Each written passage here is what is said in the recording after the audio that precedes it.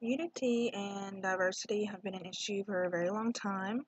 That's the present and the past. We as social study teachers must examine the vitality of unity and diversity in the classrooms. We must also try to find a way to understand the challenges that these students will face for present day and in the future. We also must understand one another to be able to build a unity. This is where we as teachers get with the students, talk to them about multiculturalism and things like that we can do for our community, for ourselves, and along with other people. Multiculturalism is becoming diverse. It is important to see how students relate to the rest of the world. As students, they will have to face issues with, race and ethnicity and things like that. So we need to relate with the students and see how they see the rest of the world, so that way, even though the world's not the best place, we don't want them to think it's the worst place, because we want to hope that it can get better. Even in our uh, day as in now, we would like for it to be better. Students should also know the concept to do the public good. Um, this is saying that as people, we want to come together as a community. We want to help one another. We don't want it to be just about ourselves. Ask what will help your community and the people.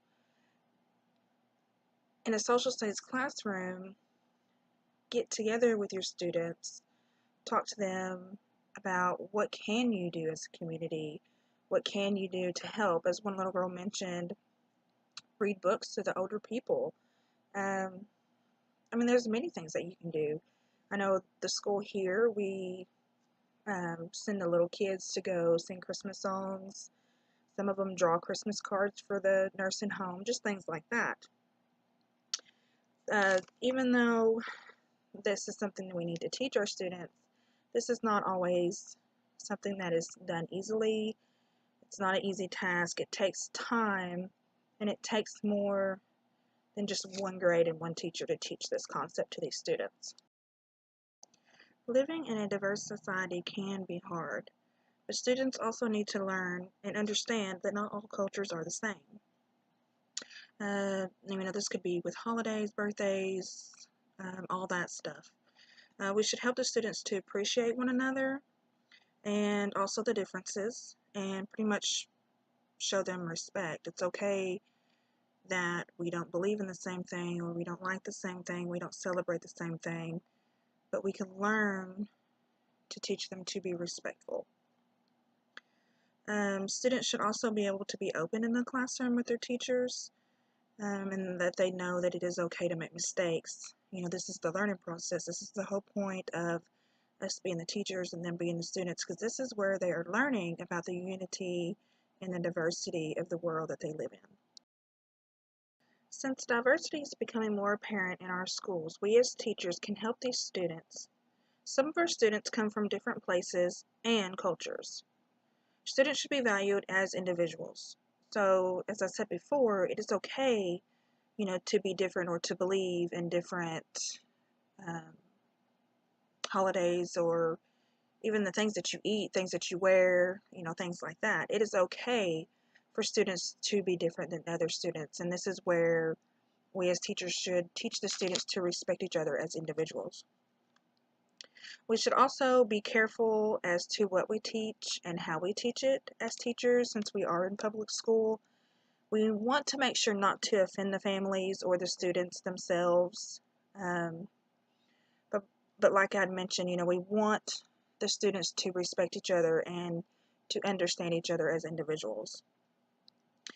Many people are also unique and different than you, and it is okay to be that way. And this is where, as I had just said, this is where we have to watch what we teach and how we teach it. This would include, like as the example in the video, when they were talking about the rice cakes with the children. Not all children knew what those were, but the children of that culture knew exactly what they were. So therefore, the other teacher had made some to give all the other students to try it. And it's just the little things like that that we have to watch for. I mean, yes, that to me that is completely okay, but make sure to do your research as teachers. Um, go over what you're going to say and what you're not going to say before you teach it, so that way we are not disrespecting students or their families. As teachers, we need to understand that also that not all of our children learn the same way. Each student is different. You have, like mentioned in the video, you have some that are high learners, your average learners, and then your slow learners or some type of learning disability.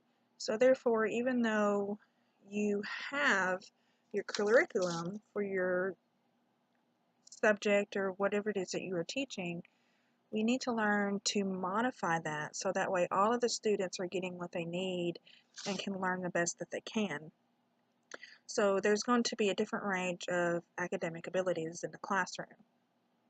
We also need to make sure, I work in public school and I've seen a great deal of it so far and I'm very pleased with it, but we need to make sure that we modify, and I know it didn't mention anything about 504s or anything like that, but when students are struggling learners, we must make sure that each modification or accommodation is modified and followed. So even though not all children learn the same, as teachers we can make sure to watch how we teach our children. You can always do your lesson, but you can also go back and reteach it in certain ways to where other students can understand what you are trying to teach them.